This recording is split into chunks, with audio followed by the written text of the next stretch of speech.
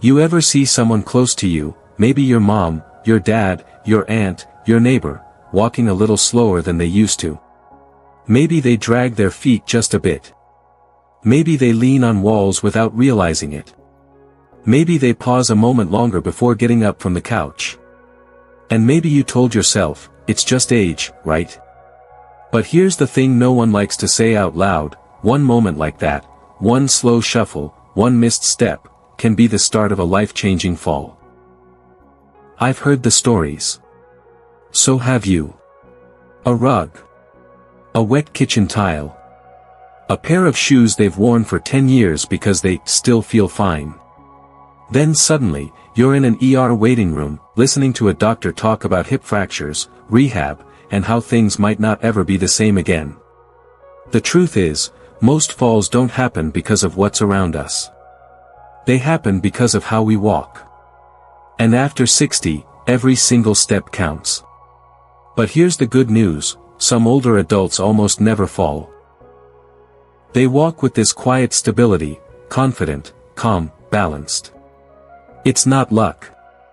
It's not better bones. They've learned a few simple secrets. And today, I'm sharing those 7 walking secrets with you. Some are subtle. Some are things we all think we already do. But there's one, especially the 7th one, that's so underrated, most people don't even realize it's the reason they stay standing. So stick around. If you care about staying independent.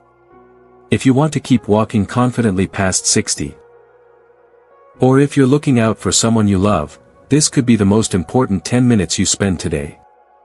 And before we dive in, drop a comment below that says, "Still walking strong," if you're ready to walk safer and smarter. And hit that subscribe button for more real, caring, and honest conversations, right here on ElderTalks Daily. Let's get into it. Let's start with something that seems almost too simple to matter: how your foot hits the floor. Mr. Davis, 72, was a proud man. Still mowed his lawn. Still did his own grocery runs. But his daughter started to notice that he walked like he was tired, feet flat, kind of dragging. She didn't think much of it. Neither did he. Until the day he caught his toe on a floor mat and stumbled hard into the coffee table. He didn't break anything, thank God. But it scared him. So he went to see a physical therapist. And she pointed out something that changed everything. "Mr. Davis," she said, "you're not walking. You're just moving forward." She taught him to slow down, just a little. To put his heel down first, then let his foot roll forward onto the ball, and then his toes. Step by step. Heel to toe. Sounds small, right? But here's the science: that simple shift activates your stabilizer muscles, in your calves, your thighs, even your core. It helps your body stay upright, aligned, and responsive to uneven ground or sudden shifts. It encourages a healthy posture, too. You're not slouched forward. You're centered. Here's the problem, though. Most people assume that walking is walking. They think, as long as I'm moving, I'm doing just fine. But the truth? How you walk can be the difference between catching yourself, or falling hard. So if you're listening right now, slow your walk down today. Just try it. Stand up, take a breath, and step with intention. Heel first. Then roll through. You'll feel the difference. Your body will, too. And that brings us to the next secret. Because it's not just your step that matters, it's what's on your feet. Let's talk shoes. Not fashion, function. Because the wrong pair of shoes is like walking on banana peels. Take Ms. Clara. She's 76, sharp as ever, loves crossword puzzles, and makes the best homemade soup you've ever tasted. She also had this pair of house slippers, soft, worn in, practically part of her daily routine. They didn't look dangerous. They felt comfortable. But one morning, as she walked into the kitchen to turn off the kettle, her foot slid out from under her. She fell hard onto the tile. broke her wrist. And just like that, her independence was paused. Doctors, recovery, someone had to cook for her, help with buttons, everything. You see, comfort doesn't equal safety. Especially when it comes to footwear. As we age, our feet change. The fat pads thin out. Arches drop. Stability decreases. And those cozy old shoes? They become silent hazards. Here's what actually works: you want rubber-soled shoes, not foam. Something that grips the floor and won't twist easily. Closed backs that hold your heel in place. Velcro straps or supportive laces, not loose slip-ons. And here's the misconception: I'm inside. I don't need good shoes. But the reality? Most serious falls happen right at home, on smooth floors, stairs, wet tiles. So the advice? Wear supportive shoes indoors. Shoes that hug your feet, hold your ankles, and grip the ground. Your slippers may be soft, but so is your risk of falling in them. And we're not done yet. Because even with perfect shoes and a great step, there's something else that trips people up. Standing too fast. Let's go there. Here's one that sneaks up on people: standing still before stepping. Sounds odd, right? You'd think once you're on your feet, you're good to go. But that split-second pause, it can save your life. Let me tell you about Mr. Leo. He's 81. Spent his life working with his hands. Real practical man. One day, he got up from his recliner and headed straight for the hallway without thinking. Next thing he knew, the world spun, and he was flat on the floor, dazed and bleeding from a bump to the head. Turns out, he had something a lot of older adults experience without realizing it: orthostatic hypotension. It's a fancy way of saying your blood pressure drops when you stand up. And when that happens, your brain doesn't get enough blood fast enough, and boom. Dizziness, wobbly legs, even blackouts. Now here's the kicker: people don't feel it coming. It's not like a big warning sign goes off. You just go from sitting to standing and suddenly feel weak or unsteady. And the biggest misconception? If I didn't feel dizzy, I'm fine. But some of the worst falls come not from how someone feels, but from what their body can't adjust to fast enough. So here's the simple tip that could prevent a hospital visit. When you get up from the couch, a chair, or even bed, don't rush off. Pause. Wait 3 to 5 seconds. Wiggle your toes. Shift your weight side to side. Let your blood pressure catch up. Then take your first step. This moment of stillness, it's not weakness. It's wisdom. And it can mean the difference between a peaceful morning and an emergency call. But there's another thing, one that has nothing to do with how your body feels, and everything to do with where your attention is. Because even if you're steady on your feet, if your eyes aren't looking in the right place, your feet may find trouble before you do. Let's talk about that. Here's a habit that almost everyone over 60 falls into without even noticing: looking down while walking. And it makes sense. You want to see where your feet are going. You want to make sure you don't trip. But ironically, looking down too much is what throws you off balance. Take Ms. Jean. She's 79, lives alone, takes pride in walking every evening around her block. But she had this habit: head down, eyes locked on the pavement, like every crack was out to get her. One day, while avoiding a small bump in the road, she missed the bigger obstacle ahead, a broken piece of sidewalk, because she never looked up. She fell. Bruised both knees. And for the first time, she felt old. What happened? She lost her peripheral awareness. Here's what most people don't realize. When your eyes stay glued to your feet, you shorten your field of vision. Your brain gets less information about the environment, less time to prepare for curbs, corners, sudden changes. Even worse, your neck tilts forward, your spine curves down, and your center of gravity shifts out of balance. The myth is, if I watch my feet, I'll stay safe. But the truth? Your eyes guide your balance. And staring down robs your body of the cues it needs to adjust and stay upright. Here's what you should do instead: when walking, keep your gaze about 5 to 6 feet ahead. That gives your body the space to react naturally while still being aware of what's underfoot. Let your feet feel the floor. Let your eyes lead the way. And lift your chin, it makes a difference. But let's not stop there. Because even if you're stepping right, wearing good shoes, and looking ahead, carrying the wrong thing at the wrong time can still throw everything off. Let's talk about what's in your hands. And how that can turn a routine walk into a risky one. Here's something almost nobody talks about, but it's a huge fall risk, especially indoors. Walking with your hands full. Mr. Allen found that out the hard way. He's 80, still insists on doing things himself. One morning, he was heading to the living room with a cup of tea in one hand and the morning paper in the other. His phone buzzed in his shirt pocket. Reflex kicked in. He turned quickly to reach for it, but his hands were full. No way to brace, no chance to catch himself. He fell sideways, hitting his hip against the corner of the coffee table. He didn't break anything, but the bruising kept him in bed for a week, and his confidence. That took a bigger hit than the fall itself.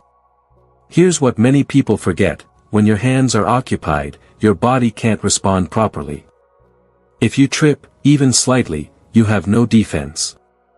You lose balance, and there's nothing to stabilize you. Plus, carrying unbalanced loads. A bag in one hand, nothing in the other, throws off your center of gravity. Even something small, like a laundry basket or stack of mail, can make your body lean too far in one direction. The misconception here is a common one: it's just a quick trip, I'll carry it all at once to save time. But that's shortcut. It often leads straight to a fall. So here's a better way: use both hands freely whenever possible. If you're carrying groceries, try a backpack or rolling cart. If you're carrying something around the house, make smaller trips. Don't overload. Don't rush. Don't risk it. Walking safely isn't just about your feet, it's about what your whole body is doing. And that includes what it's holding. But we're not done yet. Because even if your hands are free, and your steps are steady, what's happening in your midsection might be quietly undermining your balance every single day. Let's go deeper, literally, to your core. When people hear core strength, they think six-pack abs or gym workouts. But for older adults, your core isn't about looking fit, it's about staying upright. It's your anchor. And if it's weak, everything around it starts to wobble. Let me introduce you to Mrs. Ruth. She's 78, always loved gardening. But after a small stumble on her front porch, her doctor sent her to a balance therapist. Turns out, her fall wasn't from a trip hazard. It was from a weakened core that couldn't support sudden movement. She said, "I didn't feel weak, I just didn't feel in control." That's when it clicked. Here's the thing: your core isn't just your stomach, it includes your lower back, hips, and deep abdominal muscles. And those muscles are what stabilize your spine and pelvis with every single step. When your core is weak, your posture collapses. Your steps get shorter. You rely more on your joints and bones than your muscles. And your body becomes more reactive than responsive. Here's the common mistake: I don't exercise because I don't want to get hurt. But the lack of movement is what increases the risk. And you don't need to hit the gym. Try this instead: seated leg lifts while watching TV, gentle side bends while brushing your teeth, or just engaging your stomach muscles for a few seconds each time you walk 10 minutes a day. That's it. A stronger core means better balance, better posture, and better protection from unexpected slips. And here's what's beautiful: even at 70, 80, 90 years old, you can build strength. It's never too late. But there's one final secret. It's not physical. It's not about shoes or muscles. It's about the way you move through the world. And this last one? It's the quiet superpower of older adults who walk with ease, confidence, and purpose. Let's go there. Let's talk about something most people overlook, not just in walking, but in life. Presence. Awareness. Intentional movement. It's called mindful walking. And it's one of the most powerful tools for staying balanced, both physically and mentally. Mr. Paul, 83, calls it his walking prayer. Every morning, he walks the same quiet path near his home. No phone. No distractions. Just him, his breath, and the rhythm of his steps. He hasn't had a single fall in years. He's not faster than others his age. He's not stronger. But he's more connected to his body. And that connection keeps him safe. See, we live in a world of autopilot. You get up, walk to the kitchen, grab the mail, shuffle from one room to another, all while thinking about everything else. Groceries. Bills. The noise outside. But here's the thing, when your mind is somewhere else, your body is left to guess. And that's when accidents happen. Mindful walking changes that. It brings you back to right now. You notice the way your foot feels when it touches the floor. You hear your breath. You feel the gentle sway of your arms. You walk slower, but with purpose. You're no longer just getting from point A to point B. You're choosing every step. And that small shift. It lights up the brain. It strengthens the connection between your nervous system and your movement. It turns walking into a protective habit, not just a routine task. Here's a simple way to try it. Next time you walk, even if it's just to the bathroom, focus. Say in your mind, step. Step. Breathe. Feel your feet. Notice your surroundings. No multitasking. No rushing. Just walk, and be there for it. That's the final secret. It's not in your legs. It's not in your shoes. It's in your awareness. And for many older adults, that awareness is the one thing that keeps them standing tall, when others start to fall. Now, let's bring it all together. Let's take a moment now. Not to list another tip, but to really feel what all this means. Because the truth is, it's not just about how you walk. It's about what's at stake if you fall. One bad fall can shatter more than bones. It can take away your confidence.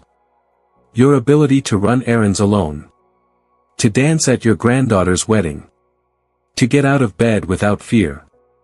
And if you're a caregiver watching someone you love getting slower, more cautious, more dependent, it hurts. It's frustrating.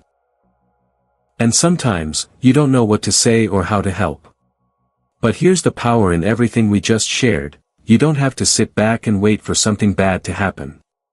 You can do something right now. These 7 secrets. They're not just habits. They're acts of protection.